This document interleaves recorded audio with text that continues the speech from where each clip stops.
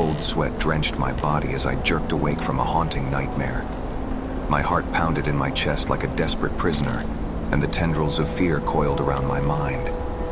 It was just a dream, I reminded myself, but the images were still vivid, hauntingly real. In the nightmare, I found myself wandering through a desolate forest, shrouded in a thick, suffocating fog. Each step echoed with a disconcerting hollowness, as if the very ground beneath me was made of nightmares. A foreboding silence engulfed the woods, broken only by the distant cries of unseen creatures. As I stumbled through the eerie labyrinth, I noticed a shadowy figure lurking among the trees. Its form was indistinct, a murky silhouette dancing in the periphery of my vision. A wave of unexplained terror washed over me, and my every instinct screamed for me to run. But my legs felt like lead, anchored to the cursed ground. The figure grew closer, its movements becoming more deliberate. It was then that I caught a glimpse of its twisted, contorted face. Its eyes glowed with an otherworldly light, and its mouth stretched impossibly wide, revealing rows of jagged, blood-stained teeth. It emitted an otherworldly growl that froze my veins and shattered the boundaries between dream and reality. As the figure reached out a long, gnarled hand, its fingers like claws poised to rend my flesh, I woke up, drenched in fear and covered in a cold sweat. I dismissed it as a mere product of my overactive imagination, a manifestation of my anxieties. But as the day unfolded, I realized with mounting horror that my nightmare was not just a figment of my subconscious. As I stepped out of my house, the air felt unusually thick, like a suffocating presence pressing against my skin. The streets were eerily deserted, devoid of any signs of life. The faint smell of decay hung in the air, invading my nostrils with a sickening stench. Dread clutched at my chest, its icy fingers squeezing tighter with each passing moment. Then I saw it. Among the rows of houses, a familiar figure emerged from the shadows, the figure from my nightmare. Its movements were slow and deliberate, as if savoring the terror it evoked. The fog around it seemed to thicken, enveloping the world in a veil of unsettling gray. Panic seized me, but my legs were once again paralyzed. I could only watch as the figure drew nearer, its glowing eyes fixed on me, boring into my soul. Its twisted mouth curled into a malevolent grin, a grotesque parody of joy. I wanted to scream, to call for help, but my voice caught in my throat, stifled by a supernatural force. The figure reached out, its elongated fingers brushing against my skin.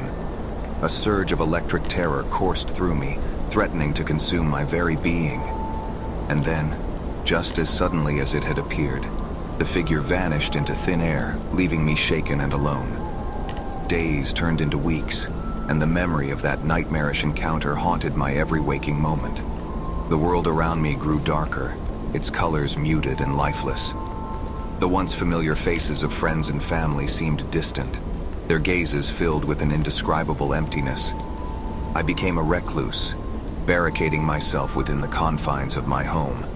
But no matter how tightly I locked the doors and windows, I could not escape the suffocating presence that followed me relentlessly.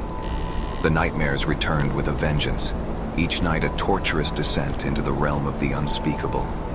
As the days blurred into an incoherent haze, I began to question my sanity. Was I trapped in a waking nightmare? A twisted reality where the line between dreams and waking life had been irrevocably erased? Or was there something far more sinister at play? Something beyond the scope of human comprehension? One fateful night, as the clock struck midnight, a piercing scream shattered the silence. It was a sound that resonated with the deepest recesses of my soul, a cry of agony that chilled me to the bone. With trepidation, I ventured outside, guided by an inexplicable force. What I found was a scene straight out of my worst nightmares. The streets were littered with broken bodies, their limbs contorted in grotesque angles. Blood painted the asphalt, pooling in macabre patterns. And there, at the center of the carnage, stood the figure that had haunted my dreams. Its eyes blazed with an unholy fire as it turned to face me. In that moment, all doubts were erased. This was not a nightmare. It was a waking horror, a manifestation of a darkness beyond comprehension. It had escaped the confines of my dreams, bringing chaos and destruction into the realm of the living.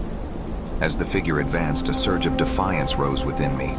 I refused to be consumed by fear any longer. With every ounce of strength I could muster, I stood my ground. I would not allow this nightmare to claim me, body and soul. And as I faced the embodiment of my worst fears, I realized that sometimes the only way to conquer the darkness is to confront it head-on. With a final, desperate scream, I lunged forward, ready to do battle with the entity that had invaded my reality.